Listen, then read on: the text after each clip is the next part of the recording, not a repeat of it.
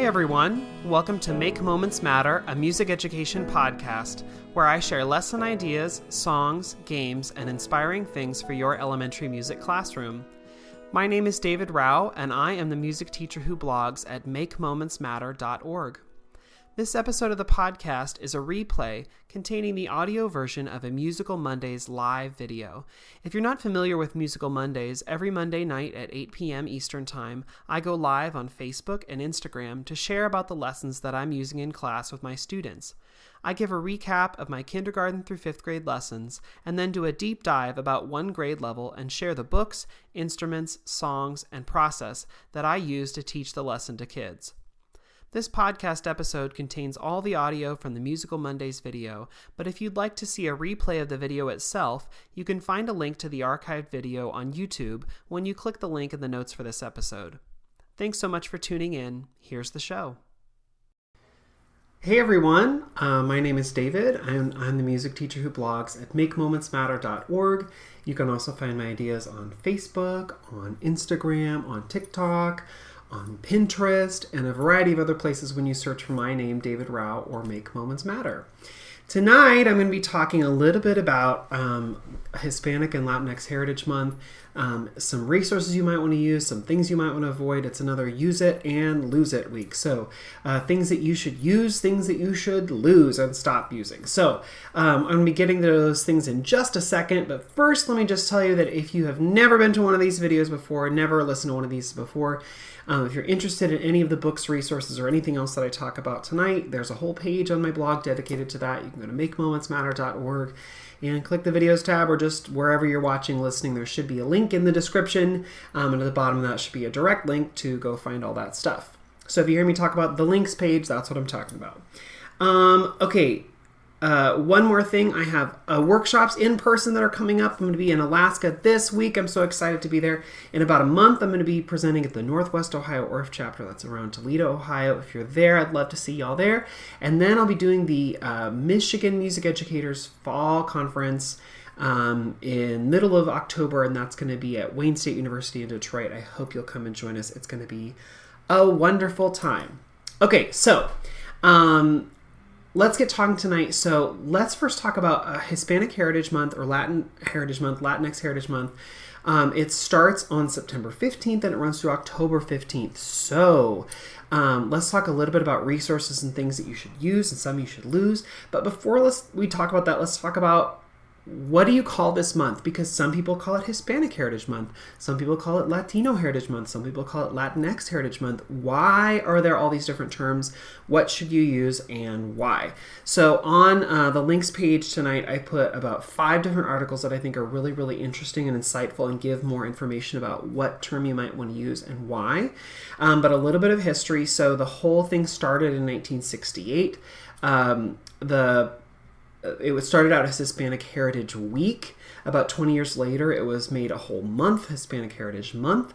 And the first term they used was Hispanic Heritage Month. And really that was, from all the information research I've learned, before they started talking about this, before they ever used this, there really wasn't a term that was used to reference people who either spoke Spanish or had a heritage from Latin America or from Mexico. There just was no term that was used to describe all sorts of people with that really, honestly, very different backgrounds, because someone from Spain is very different than someone who's from Brazil or someone who's from Colombia or Costa Rica. And so there was this term they started using on the census, I believe, they started saying Hispanic.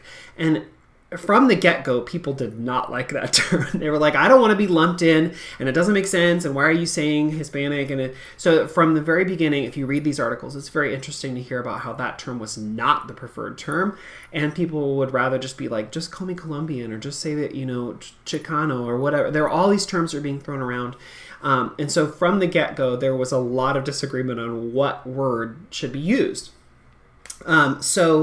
The whole point, though, was this month, well, originally week, but then this month was meant to celebrate people who mostly, I think originally in the beginning, it was mostly people from Latin America, to celebrate their heritage and the contributions they made to the United States. And that's why it became this National Heritage Month.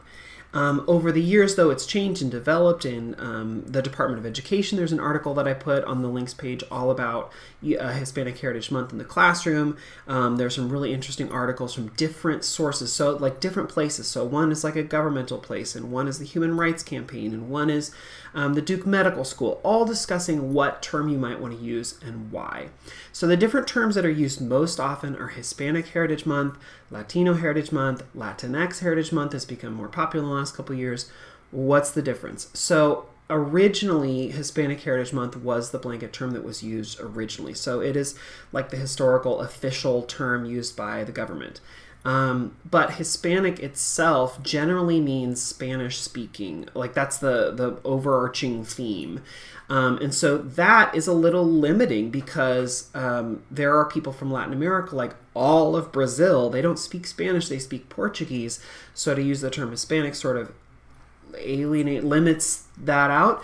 Also, the Spanish speaking, using that term to sort of talk about a group of people. Well, there are people in Africa who speak Spanish. I think it's Equatorial Guinea is their native language is Spanish. So usually when you're thinking like Hispanic Heritage Month, you don't think like Equatorial Guinea. But so anyway, so that term in and of itself is like the official original term, but for some people that's sort of, it doesn't jive with them. Then there's the term Latino or Latina, and the Latin term, the Latino, Latina, generally means people from Latin America.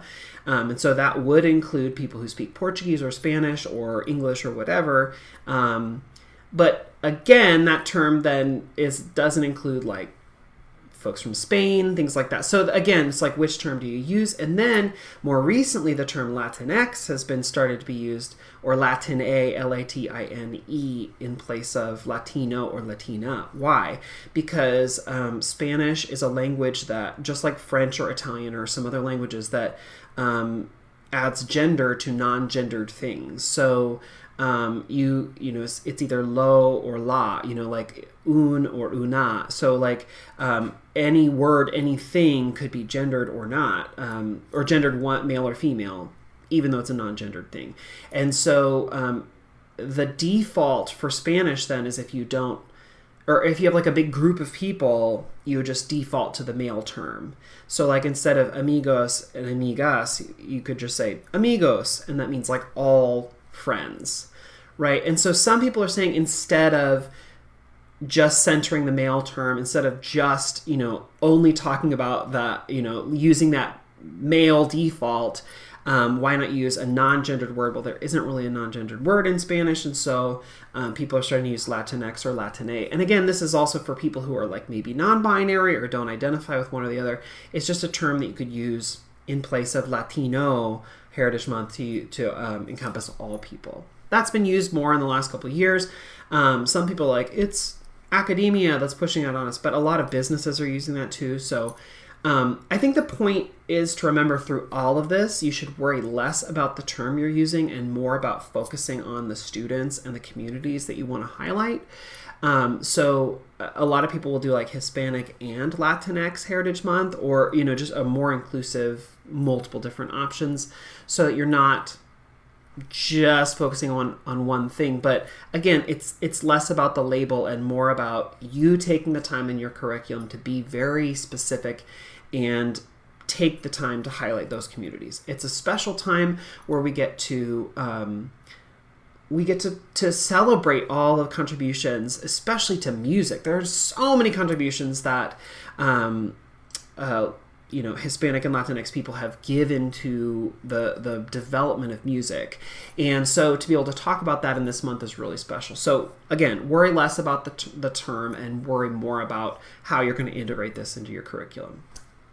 Okay, so let's get into the lose it and use it portion of tonight. So this is actually very funny for me. So the lose it we're going to use first. So this is the time of year where teachers are teaching procedure and they're talking about, attention getters and how students are going to react and all of that.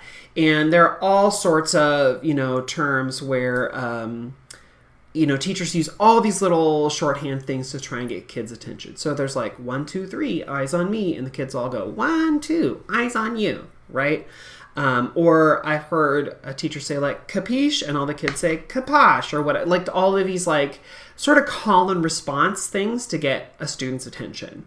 And so teachers are trying to get creative, right? And so there are all these different ways that you can try and get a kid's attention, like all hail the queen or all hail the king or what, like all these things that like then students respond to or whatever. So like if you search on TikTok or Instagram or whatever, you're going to find just many, many, many of these. Well, there's one that I have heard in my school that I want you to be aware of. So I've heard a lot of teachers do like dun da da dun da, and the kids are supposed to go bum bum. Like that was the plan. Do the kids normally get the correct notes? No, not always. And actually, most of the time I hear teachers like bum ba da dum bum, and kids like meh meh. I don't love it because I don't feel like it's very musical. Like it could be done well, but it's not always done well. So that's my first gripe about using that. The shave and a haircut, which is a very well-known, popular thing in the United States. The old phrase was shave and a haircut, 2 bits. Like that was the original American version of that little rhythm. But since we're talking about like Hispanic Heritage Month, Latinx Heritage Month, you should know that especially in Mexico, but in some other Spanish-speaking countries, but especially in parts of Mexico, if you go bum ba da dum bum bum bum, that is a very, very vulgar thing to do. And in those places, it means, well, I'm not going to say because I know kids listen to this while their parents are driving the car and their kids in the backseat or whatever. But it is a very vulgar thing that is something you should not say because it says something very mean about like someone's mother. Anyway, I'm not going to go into it, but if you do a little research, you'll find that's something you probably want to avoid. So if you have any students who come from Spanish-speaking countries or who have families who do, or whatever, that's one to avoid. And it's one that I was like, I don't know, like I've heard this story. And so I have a couple friends who like called the family members who are originally from different Spanish-speaking countries. And they're like, yeah, don't use that around kids. So whether or not your kids know it or not, it's just a good one to avoid. Like there's so many other things you can do. So like I would say that's the thing we're going to lose. We're going to lose the shave and haircut. We're not going to bring that into the classroom. Okay, so that's the thing you should lose.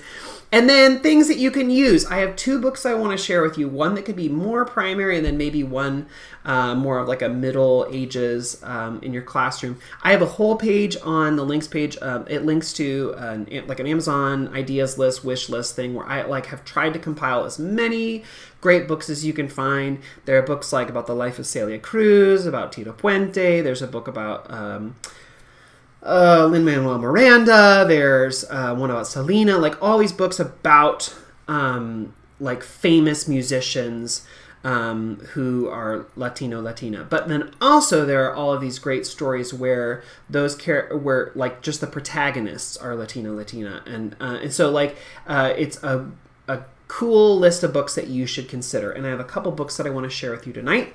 The first one is this one called Salsa Lullaby. And this is by Jen Arena. Sorry, no, there's no N-U there. And then illustrated by Erica Mesa. And I'll just read just part of it to you. It's a really beautiful book, but it's a fun book too. I would probably use this for younger grades. In fact, I'm planning on using this in 1st grade. So this is Salsa Lullaby. Mommy starts a salsa song. Poppy keeps the beat. Baby loves this lullaby, moves those dancing feet. Oh my gosh, in the first sentence, we're talking about keeping the beat. What? Okay, so how perfect is this if you're like, this could be a natural extension from like, we're talking about steady beat, we're keeping the beat. What, like keeping the beat to music. Oh my gosh, how many connections could you make? Already on the first page. Okay, so let me say it again. Mommy starts a salsa song, Poppy keeps the beat. Baby loves this lullaby, moves those dancing feet. Baila, baby, baila. Dance, dance, dance. Because baila means dance in Spanish, and then it gives you the translation. That's gonna come back. Get ready for it. Mommy glides across the floor. Poppy sets the pace. Baby sings la la la, makes a silly face. Canta, baby, canta. Sing, sing, sing. Again, this is great for kids because it gives you the Spanish word and then immediately gives the translation. So easy, easy, easy, easy fun. Mommy lifts her arms up high. Poppy spins and twists. Baby bounces happily, waves those little fists. Salta, baby, salta. Jump, jump, jump. Mommy sways more slowly now. Poppy dims the light. Baby watches sleepily. Soon it will be night. Mira, baby, mira. Look, look, look. Mommy cuddles baby close. Poppy's voice gets deep. A slow salsa lullaby. Baby falls asleep. Duerme, baby, duerme. Sleep, sleep, sleep. Buenas noches. Good night. And then in the back, it gives you a little glossary in case you're not familiar with the words in Spanish. Baila is dance, canta is sing, salta is jump, mira is look, duerme is sleep, and buenas noches is good night. So I'm going to use this in first grade. I'm going to pair it with talking about lullabies. How would you sing differently? How would you, how can you take a song that is quick and fast and turn it into a lullaby? Yes. What are the things they're doing in the story to help the baby go to sleep? So many cool connections. And it's a super quick book, but you could take it and make it a jumping off point for so many different lessons. It could be keeping the beat. It could be lullabies in general. It could be salsa music. It could be dancing. It could be so many things. How you sing the music is dynamics. It could be so many things. So super cool book that you could use in different grades if you wanted. Cool. And then the other book I wanted to share with you tonight is this book called Lola's Fandango. And this one is written by Anna Whitty and illustrated by Misha Archer. There's a cool extra feature about this that I'll talk about as soon as I share just a couple pages of this. Okay, so Lola's Fandango. Lola and her family live in a small apartment in a building called the Park. The building is in the middle of the city. There is no park. But there is traffic. Honk, honk go the cars. Lola has one older sister. Lola thinks her sister has the better name. Clementina sounds so much better than Lola. Clementina is taller than Lola, and her braid is longer than Lola's arm. You have such beautiful hair, says Lola. When you're older, you'll have hair just as beautiful, says Clementina. Lola looks at herself in the mirror. Her hair is coarse and wiry, like a terrier. Clementina paints very well. The other day she painted a cat so perfect it licked its paw when she was done. She's talented, our Clementina, says Poppy. Mommy nods. Lola looks at her own painting. Her camel looks like a whale. Clementina has friends. They wear pretty ruffled dresses and have ice cream in the kitchen. Then they go into Clementina's room and close the door. Let me in, says Lola as she knocks on the door. Not now, says Clementina. When you're older, you'll get your own room. Not fair, says Lola. She hides in the closet in Mommy and Poppy's bedroom. The closet smells like Mommy's perfume. There are many boxes in the dark corners behind the long coats. Lola opens the first one. Winter clothes. Phew, they smell like mothballs. Lola opens the second one. Letters. So many letters. Lola recognizes Abuelita's tiny handwriting. Abuelita, she says, I miss you. The third box has a red lid with golden writing. It looks expensive. Lola lifts the lid carefully. A pair of shoes. They have high heels and go tock, tock on the wooden floor. Tock, tock through the hallway. Tock, tock into the kitchen. Mommy is sitting at the sewing machine. The sewing machine goes tick, tick, tick, tick, tick, tick, tick, tick. Mommy, why don't you wear these shoes? Put those shoes back right where you found them, Lola, says Mommy. Those are shoes for dancing, not for walking. Dancing? What kind of dancing? Asks Lola. Flamenco, says Mommy. Flamingo? Flamenco. It's a Spanish dance. Does Clementino dance flamenco? Lola asks. No, Mommy answers. Now put those shoes away. Okay, so you can probably see where this is going. So her older sister does not do flamenco. Therefore, Lola must do flamenco, right? So to try and set herself apart. So she talks with her dad about flamenco. She finds out that her mom was a flamenco dancer. She sees this beautiful picture of her. And then, okay, so I love this part. I want to learn, says Lola. You? Poppy raises his left eyebrow, but it's difficult. You need duende. What's that? Spirit. Attitude. But I have that, Lola shouts and throws her arms in the air and makes a serious face, like Mommy in the picture. Papa laughs. Please, says Lola. I promise I'll practice a lot. All right, says Poppy. I'll teach you. But don't tell Mommy or Clementina, says Lola. It'll be our secret, says Poppy. So he teaches her how to dance, and then I love this part because he says, before you start to dance, you have to be able to clap the rhythm. Listen. 1, 2, 3, 4, 5, 6, 7, 8, 9, 10, 11, 12. 1, 2, 3, 4, 5, 6, 7, 8, 9, 10, 11, 12. So you could absolutely clap that if you want. You could talk about that. It'd be super easy. As she's going to sleep, she hears it. She hears the raindrops tap out that rhythm. The clock on the wall ticks that rhythm. The cars on the street honk that rhythm. All of that. So she hears that as she's going. And it talks about as her processes. She starts to learn how to dance flamenco. She practices as she brushes her teeth, combs her hair, all these rhythms that she's just practicing, trying to feel and internalize. She dances with her dad. Obviously there's some stress and tension along the way. And so for her mom's going to have a birthday party and she wants to dance flamenco for that. They come home. It's a surprise. It's very excited. But she sort of gets nervous on the night of. And isn't sure she wants to do it. And her dad's like, I thought you had the spirit. I thought you had, were so determined. And then he has, surprise, has bought her a dress and shoes that look just like her mom's. So she's super inspired by that. She goes and she dances with her mom. And her aunt and her uncle, they play guitar while she dances. And it's just super, super cool story. Yeah, and so it's fun that she gets to live in this tradition with her mom, has this fun, cool connection. What I love about this story, there's, again, so many connections. You could connect to videos of flamenco dancing, to music. You could connect to just this idea of wanting to do something yourself, and it takes so much practice. You don't get it right away. You could get a rhythm lesson out of this because of the rhythms that she has to do and she has to internalize. I mean, there's so many connections, right? But one extra thing I love about it, this book is only $10, I think, and it comes with a CD of someone reading the book. So, okay, let me pull this up on my computer, my other computer.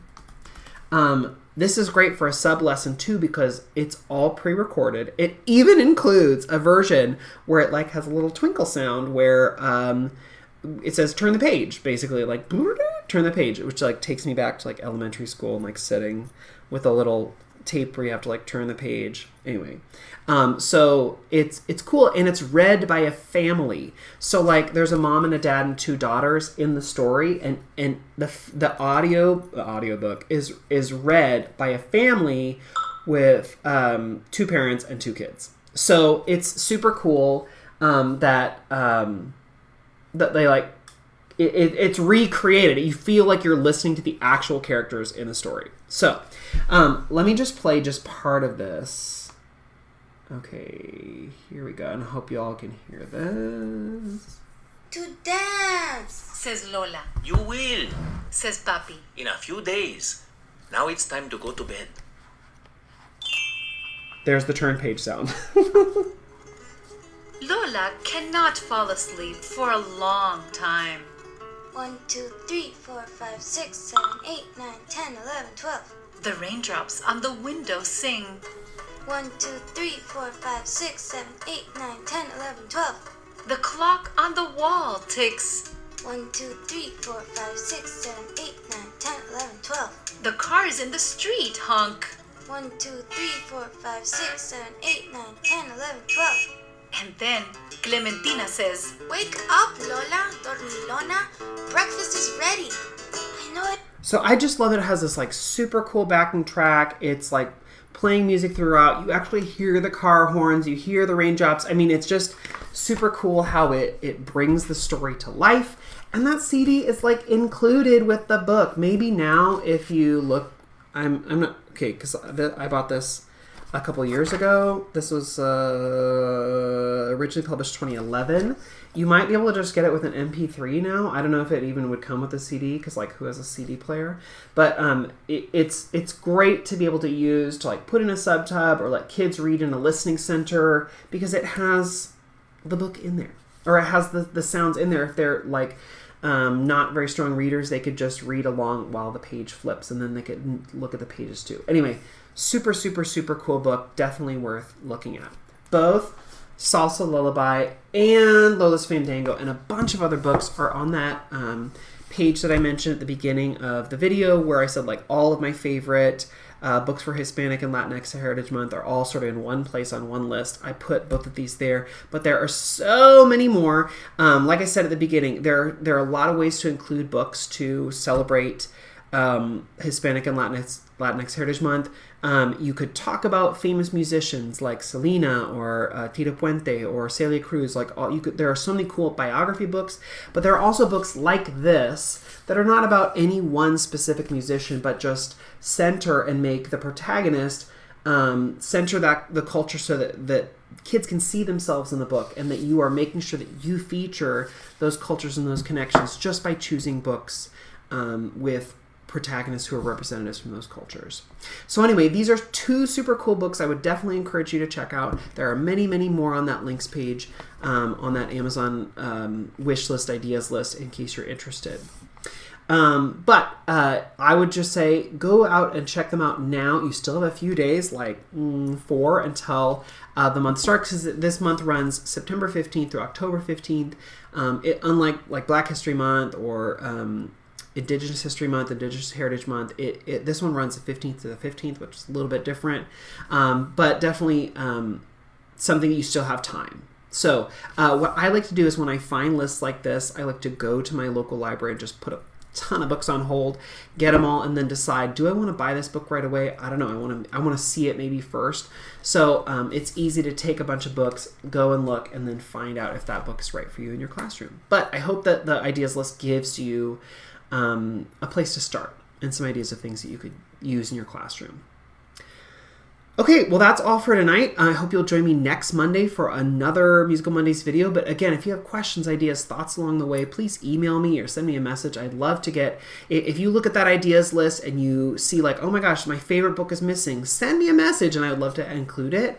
Check that out, see if there's some, check that page out and see if there's some books I'm missing, and let me know. I'd love to include them on that page.